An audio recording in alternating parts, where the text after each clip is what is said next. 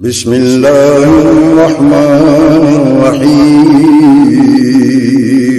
شروع اللہ کے نام سے جو بڑا مہربان نہایت رحیم۔ دعا کیجئے گا، ابا سے بنا کے رکھی ہو تو کہیں، کس منہ سے کہیں، کس منہ سے کہیں؟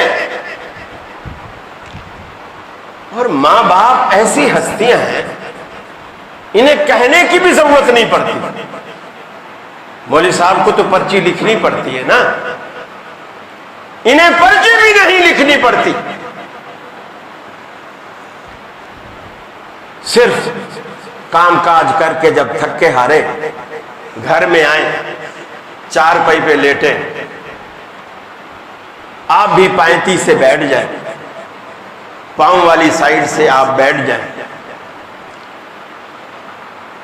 سلام کریں، خیریت پوچھیں، ایستا ایستا اپنے ہاتھ ابا کے پاؤں پہ رکھ دیں، اور ایستا ایستا، ابا تھک گئے ہوں گے، میں آپ کے پاؤں دبا دیتا ہوں، ایستا ایستا پاؤں دبانا شروع کر دیں۔ یقین مانیے آپ کو ایسا لگے گا کہ آپ نے پاؤں پہ نہیں، شاید دعا والے بٹن پہ ہاتھ رکھ دیا، دعا والے بٹن پہ آپ نے ہاتھ رکھ دیا۔ آپ پاؤں دباتے جائیں گے، ادھر سے دعائیں شروع، جیتے رہو بیٹا، سدا سکھی رہو بیٹا، اللہ میری عمر بھی آپ کو لگا دے بیٹا۔ ایسا کوئی دعائیں نہیں دیتا سوائے ماں باپ کی۔ آپ کی ترقی سے دنیا میں ہر شخص جیلس ہوتا ہے، آپ کی نئی گاڑی، آپ کا نیا مکان، آپ کا نیا آفس، ہر بندہ دیکھے گا، لگتا ہے اوپر کی آمدنی ہے، کوئی خوش نہیں ہوگا۔ صرف ماں باپ دنیا میں واحد ہستی ہے جو اولاد کی ترقی کو اپنی ترقی سمجھتے ہیں۔ وہ یہ سمجھتے ہیں کہ یہ گھر بیٹے کا نہیں، میرا ہے، یہ گاڑی بیٹے کی نہیں، میری۔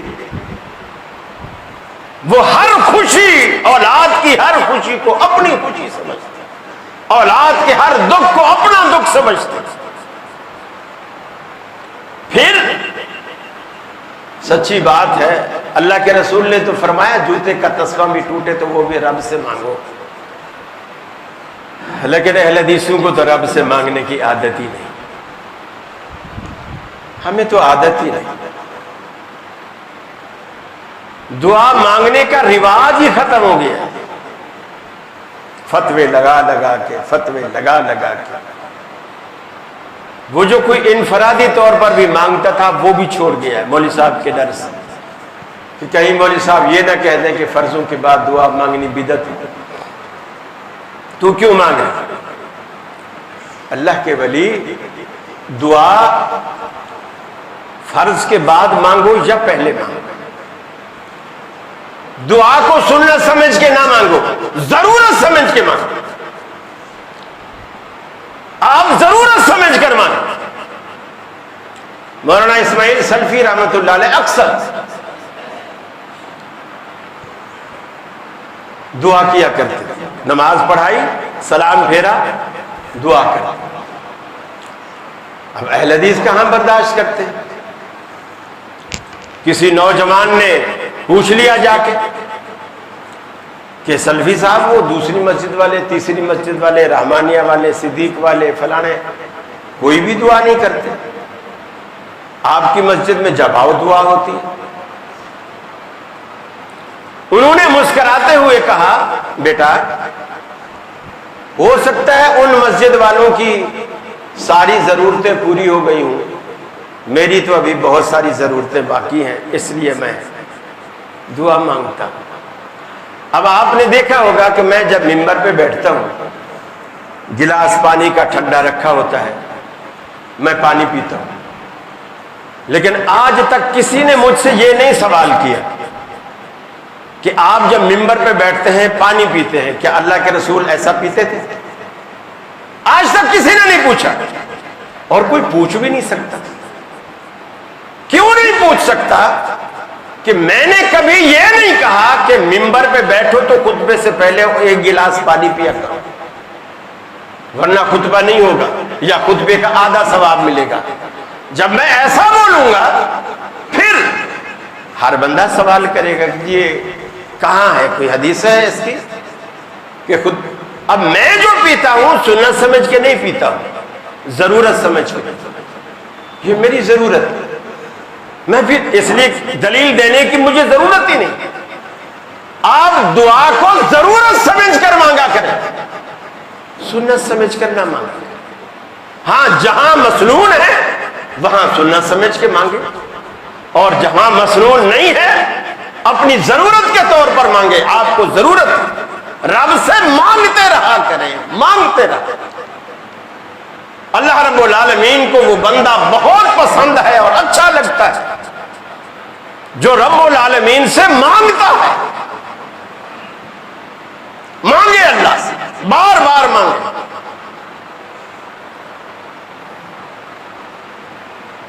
فرمایا کہ عالم ارواح میں جب ہم نے لوگوں سے یہ سوال کیا، سب نے اب زباں ہو کر کے جب یہ جواب دیا، قالوا بلا، اے اللہ کیوں نہیں، تو ہی ہمارا داتا ہے، شہدنا علی انفسنا، فرمایا وہ اپنے نفسوں پر، علی انفسہم اپنی جانوں پر گواہ کے طور پر انہوں نے یہ اعلان کیا، اپنے اوپر گواہ بن گئے۔ اللہ نے کہا ہم نے یہ گواہی اس لیے لی کہ تم قیامت کے دن ایسا نہ کہو کہ ہمیں تو پتہ نہیں تھا، ہمیں تو کسی نے بتایا نہیں تھا۔ اللہ نے انکار کے سارے دروازے بند کر کے رکھ دیے، انکار کی کوئی صورت نہ ہوگی۔ اللہ رب العالمین نے فرمایا ہم نے ایسا اس لیے کیا، انا کنا عن ھذا غافلین، کہ کہیں تم قیامت والے دن یہ نہ بولو ہم تو اس سے غافل تھے، ہمیں تو اس کا پتہ بھی نہیں تھا۔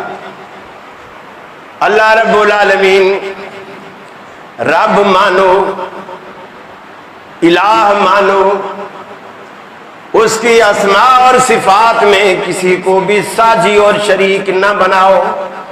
اللہ کی جتنی صفتیں ہیں اس میں اس کا کوئی شریک نہیں، اللہ کی کوئی مثال نہیں، لیس کمثلہ شیء، کسی کو سمجھاؤ بھی تو اللہ کے لیے مثال نہیں دے سکتے کہ نعوذ باللہ اللہ ایسا نہیں ایسا ہے، مثال نہیں دے سکتے۔ لیس کمثلہ شیء، اس کی مثل ہے ہی نہیں۔ فلا تضربوا للہ الامثال، اللہ کے لیے کوئی مثال بیان کرو بھی نہیں۔ کچھ سال پرانی بات ہے، گول چینل پہ ایک سوال آیا کہ اللہ کہاں ہے؟ سب نے کہا کہ اللہ تو ہر جگہ ہے، جیسے عام لوگوں کا عقیدہ ہے۔ یہ توحید کے منافی ہے۔ الرحمن علی العرش استوی، رحمان عرش پر مستوی ہے۔ میں نے رد کیا، میں نے کہا اللہ عرش پر، ذات کے اعتبار سے، اپنے اختیار کے اعتبار سے، نظر کے اعتبار سے، سماعت کے اعتبار سے وہ کائنات کے ذرے ذرے پر قابض بھی ہے، محیط بھی ہے، اور ہر کسی کی بات سن رہا ہے، لیکن ذات عرش والا۔ اور کیسے ہے؟ کما جلی کو بشان، جیسے اللہ کو اچھا لگتا ہے۔ ہم یہ بھی نہیں کہہ سکتے نعوذ باللہ من ذالک کہ اللہ عرش پر بیٹھا ہے۔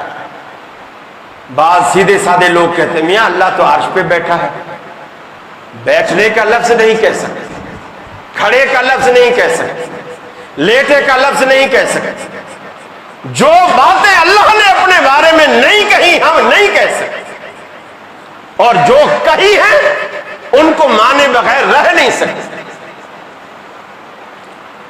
اللہ نے اپنے لیے پنڈلی کا ذکر کیا، قیامت کا دن ہوگا اللہ تعالیٰ لوگوں کے آگے حدیث میں آتا ہے اپنی پنڈلی کھولے گا، پنڈلی کھولے گا، ساری کی ساری دنیا سجدے میں گر جائے گی۔ پنڈلی کھلتے ہی دنیا سجدے میں گر جائے گی، سوائے متکبر لوگوں کے جو دنیا میں غرور اور تکبر کرتے تھے۔ وہ سجدہ تو کرنا چاہیں گے لیکن اللہ تعالیٰ ان کی ریڑھ کی ہڈی کو ایسا سخت جیسے راڈ ہوتا ہے ایسا بنا دے گا کہ وہ جھکنا چاہیں گے جھک نہیں سکیں، باقی سارے جھک جائیں گے۔ اب اللہ نے پنڈلی کا ذکر کیا، اسی طرح اللہ نے اپنے قدم کا ذکر کیا۔ حدیث میں آتا ہے کہ قیامت والے دن جب دوزخ بھر جائے گی لوگوں سے، پتھروں سے، پہاڑوں سے، پتھر کے بتوں سے، سورج سے، چاند سے، اللہ ان سب کو دوزخ میں ڈالے گا۔ اب آپ دوزخ کی وسعت کا اندازہ لگائیے کہ جتنی مخلوق اب تک آئی، اس میں سے بھی جو اللہ تعالیٰ آدم علیہ السلام سے کہے گا 999,000 میں سے دوزخ کے لیے نکالو، ایک جنت کے لیے نکالو، وہ 1000 میں سے 999 وہ بھی ڈل جائیں گے۔ کتنے جنات ہیں وہ بھی ڈل جائیں گے۔ لیکن جب اللہ دوزخ سے پوچھے گا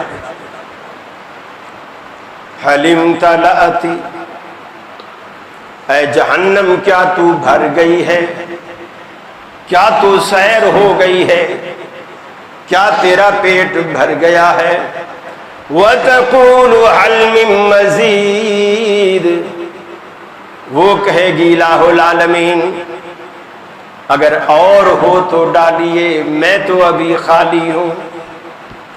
اتنی ساری مخلوق دوزخ کا ایندھن بن جائے گی، پہاڑ ایندھن بن جائیں گے، سورج چاند ایندھن بن جائیں گے۔ اس کے باوجود جب دوزخ سے پوچھا جائے گا کیا تو بھر گئی، وَتَقُولُ هَلْ مِن مَّزِيدٍ، وہ کہے گی الٰہ العالمین کچھ اور ہو تو ڈالیے، میں خالی ہوں۔